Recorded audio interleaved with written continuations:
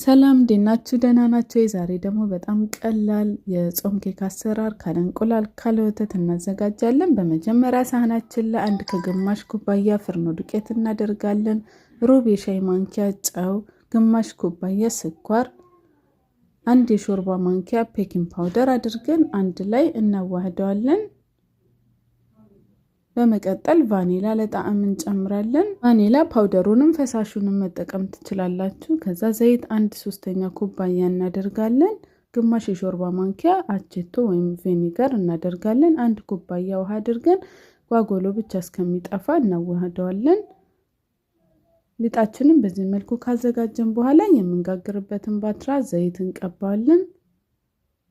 ፍርኖ ዱቄት ትንሽ ነስንሰን እናዳርሰዋለን። ኬካችን በኋላ ስናወጣው እንዳይዝ ስለሚረዳን ያዘጋጀነውን ሊጥ እናደርግና በ180 ዲግሪ ሴልሺየስ በሞቀ ኦቨን ለ30 ደቂቃ እናበስላለን። በመቀጠል ፓውደር ሹገር እናደርጋለን ወይም የተፈጨ ደቃቅ ስኳር፣ ብርቱካን 1-2 የሾርባ ማንኪያ የሚሆን እንጨምቅበታለን።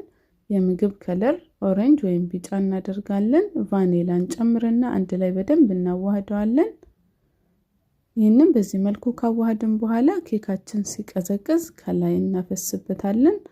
ያው በጣም ጣፋጭ ሊሆን ስለሚችል ፕሮግራም ምናምን ካሌለን በስተቀር እንደዚሁ ኬኩን ሰርተን ብቻ ብንበላ ቆንጆ ነው። ግን አንዳንዴ እንደ አማራጭ እንዲሆን ነው። ከፈለግን ከላይ የብርቱካን እንድጣጭ ትንሽ ፈቅፈቅ አድርገን በተን ማድረግ እንችላለን።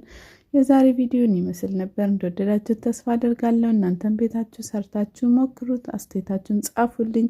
እንዲሁም አዳዲስ የምሰራቸው ቪዲዮዎች እንዲደርሳችሁ ሂዳያስ ኪችንን ፎሎ እያደረጋችሁ በሌላ ስራ ቪዲዮ ድጋሚ እስከምንገናኝ ቻው።